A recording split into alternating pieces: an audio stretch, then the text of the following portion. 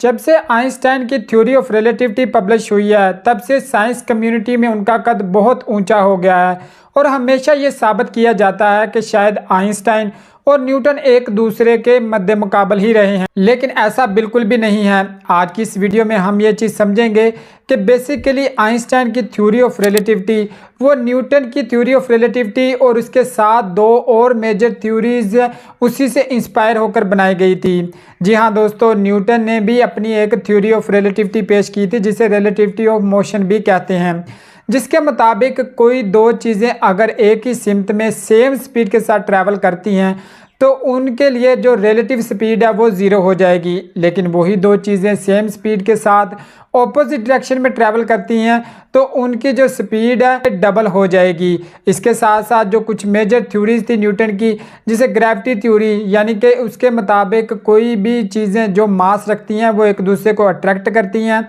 और third number पर particle theory, जिसके मुताबिक जो लाइट है वो छोटे छोटे पार्टिकल्स की शेप में वो एक जगह से दूसरी जगह ट्रैवल करती है। गो के उस वक़्त ह्यूजेंस इस बात पर बिलीव नहीं रखते थे क्योंकि उनका मानना था कि लाइट जब एक मीडियम से दूसरे मीडियम में दाखिल होती है तो वो थोड़ी सी बेंड होती है, जो कि एक वेव की प्रॉपर्टी है। तो लाइट है वो वेव की शेप में ट्रैवल करती है, लेकिन उनके पास कोई ऐसा प्रूफ नहीं था, जिस वजह से न्यूटन की जो थ्योरी है उसी को वो यूनिवर्सली एक्सेप्ट किया गया कि लाइट है वो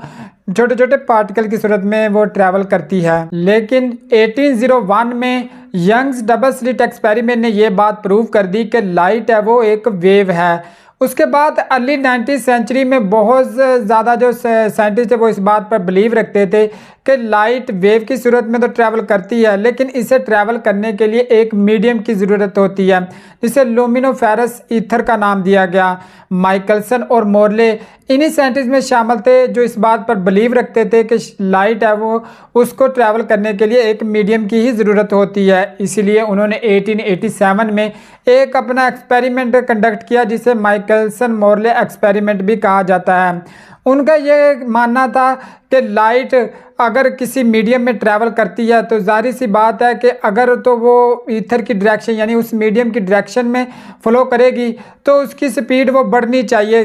लेकिन अगर वो मुखालिफ सिमत में ट्रैवल करेगी तो due to resistance of field उसकी स्पीड है वो कम होनी चाहिए। तो उनके जहन में ये ख्याल आया कि अगर वो ये बात साबित कर देते हैं कि लाइट की स्पीड है वो कांस्टेंट नहीं है तो ऑलरेडी ही वो लुमिनोफेरस ईथर या फिर वो मीडियम है वो साबित हो जाएगा। यंग्स डबल स्लिट एक्सपेरिमेंट में जो वेव्स यूज़ की गई थी वो सेम मैग्नीट्यूड और सेम डायरेक्शन में यूज़ की गई थी, इसलिए माइकलसन और मोरले ने जो दो वेव्स वो यूज़ की वो डिफरेंट डायरेक्शन में वो उनको भेजा गया और फिर एक मिरर के ज़रिए रिफ्लेक्ट करके डिटेक्टर स्क्रीन पर उन्हें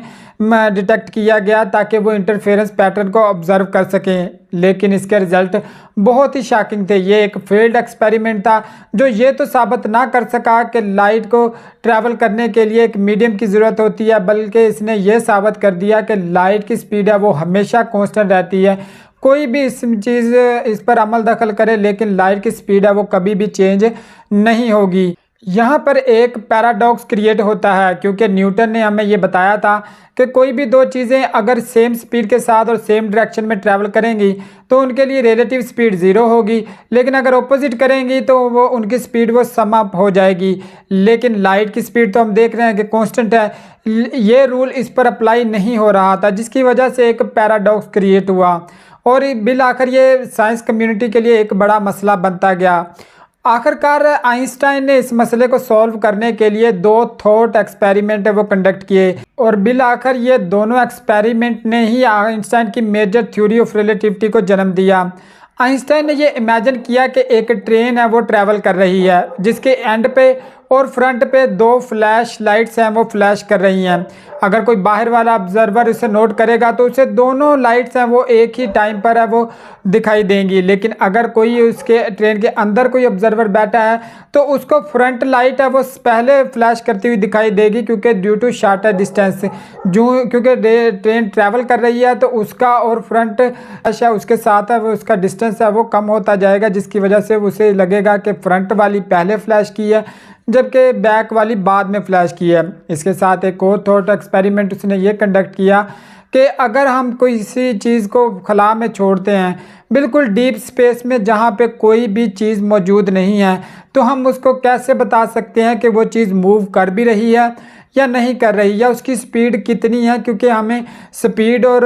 रिलेटिविटी ने न्यूटन की ने बता दिया था कि स्पीड है वो रिलेटिव है, तो उसके रिलेशन में कोई चीज़ मौजूद ही नहीं है, तो हम उसकी हरकत के बारे में वो कैसे बता सकते हैं। इस तमाम तर्क के सलूशन के लिए आइंस्टाइन ने 1905 में अपनी पहली जो वो स्पेशल थ्योरी ऑफ रिलेटिविटी है वो पब्लिश की, जो बहुत सारे फेनोमेनन को एक्सप्लेन तो करती थी, लेकिन उसके पीछे जो रीज़न है उसको एक्सप्लेन नहीं कर पाती थी। जी, इसके लिए 1915 में आइंस्टाइन ने अपनी मशहूर ज़माना जनरल थ्योरी ऑफ रिलेटिविटी है वो पेश की, जो कि हम पहले ही एक वीडियो में इसको एक्सप्लेन कर चुके हैं, जनरल थ्योरी ऑफ रिलेटिविटी को भी और स्पेशल थ्योरी ऑफ रिलेटिविटी को भी। आइंस्टाइन की थ्योरी ऑफ रिलेटिविटी को 1919 में ब्रिटिश फिजिसिस्ट आर्थर ने प्रूव किया, और ये हमें बताया कि कैसे वो ग्रेविटी लाइट को बेंड करती है, और ये भी दिखाया कि जो स्टार्स हमें सन के अराउंड नज़र आते हैं वो अपनी एक्चुअल पोजीशन पे नहीं है, क्योंकि उनकी लाइट बेंड होके हम तक पहुंच रही है। इस वजह से हम वो